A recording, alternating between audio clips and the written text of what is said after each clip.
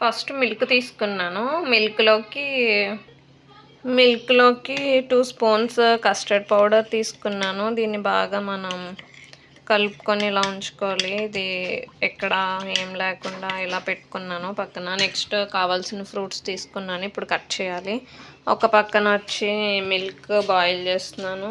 And ఒక పక్క raisin water మా వాడికి బాయిల్ చేసి ఉంచుతాను. ఈ మిల్క్ బాయిల్ అవుతున్నాయి. సో ఇప్పుడు నేను ఫ్రూట్స్ కట్ చేయాలి. నేనైతే ఫ్రూట్ కస్టర్డ్ కోసం తీసుకున్న ఫ్రూట్స్ ఇవన్నమాట. ఇప్పుడు వీటిని కట్ చేసేస్తాను. యాక్చువల్లీ నేను చేస్తుంది ఫ్రూట్ సలాడ్ కాదు, ఫ్రూట్ కస్టర్డ్. ఎందుకంటే నేను కస్టర్డ్ పౌడర్ యూస్ చేస్తున్నాను. యాక్చువల్లీ నేను ఈరోజు సండే కదా, సో యాక్చువల్లీ మేము డైలీ బయటికి వెళ్తూ ఉంటాము. కానీ ఏంటంటే ఎండలు చాలా ఎక్కువ ఉన్నాయని చెప్పి బయటికి వెళ్ళట్లేదు. సో ఈరోజు సండే కదా, మేము క్రిస్టియన్స్ చర్చికి వెళ్తుంటే మా వాడికి జ్యూస్ చేయడానికి ఫ్రూట్స్ లేవు. సో సండేస్ అని చెప్పి చర్చికి వెళ్ళి అలా అయిపోయాక నేను ఏం చేశానంటే విక్టరీ బజార్కి అలా వస్తూ, మార్కెట్కి అలా వస్తూ, విజేతాకి, స్మార్ట్కి అండ్ జుడియో కూడా కవర్ చేస్తాను. కానీ నేను వీడియో తీద్దాం అనుకున్నాను కానీ నాకు అవ్వలేదు. ఎందుకంటే నేను ఒక్కదాన్నే వెళ్ళాను. నేను సింగిల్గా అండ్ ఎండలో అసలు వీడియో తీయలేకపోయినా. నేను నెక్స్ట్ వీక్ తీస్తాను.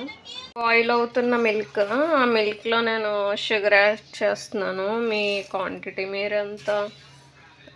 నేనైతే 3 స్పూన్స్ వేస్తున్నాను. యాక్చువల్గా మేము షుగర్ యూస్ చేయట్లేదు, కానీ ఏంటంటే ఇందులోకి బెల్లం వేస్తే బాగుంటుందో బాగోదో తెలియక ఇంక నేను షుగర్ అయితే వేస్తాను. ఇప్పుడు దాన్ని బాగా స్టిర్ చేసుకుందాం. బాగా కలుపుకున్నాము. ఈలోపు నేను కలిపి పెట్టుకున్న కస్టర్డ్ మిక్స్ అండ్ ఫ్రూట్స్ చూడండి, pomegranate, watermelon, apple, banana, orange వేయట్లేదు, పాపాయ, మ్యాంగో. మన సమ్మర్ కదా, ఫ్రూట్స్లో కింగ్ అలాంటిది మ్యాంగో వేయకపోతే బాగుంటుందో అస్సలు బాగోదు. వైట్ గ్రేప్ నేను తీసుకున్న వైట్ ఇవి. సో ఇప్పుడు నేనైతే ఇది బాయిల్ అయిపోయాక మిల్క్ని ఇలా పక్కకైతే తీసుకున్నాను. ఇందులో నేను కస్టర్డ్ పౌడర్ యాడ్ చేస్తున్నాను. ఈ మిల్క్లో కస్టర్డ్ పౌడర్ వేసుకొని దాన్ని బాగా కలుపుకుంటున్నాను. ఇలా కస్టర్డ్ పౌడర్ వేసుకొని మిక్స్ చేసుకున్నాను. ఇప్పుడు నేను ఫ్రూట్స్ 1 by 1 యాడ్ చేస్తున్నాను. ఫస్ట్ ఫ్రూట్స్ అన్నీ అయితే వేస్తానండి. వేసి ఇలాగా మిక్స్ చేస్తాను. ఇప్పుడు దీనిపైన నేను ఆల్మండ్, కాజు ఇలా డ్రై ఫ్రూట్స్ వేస్తాను. కాజు and almond and black raisins and blueberries.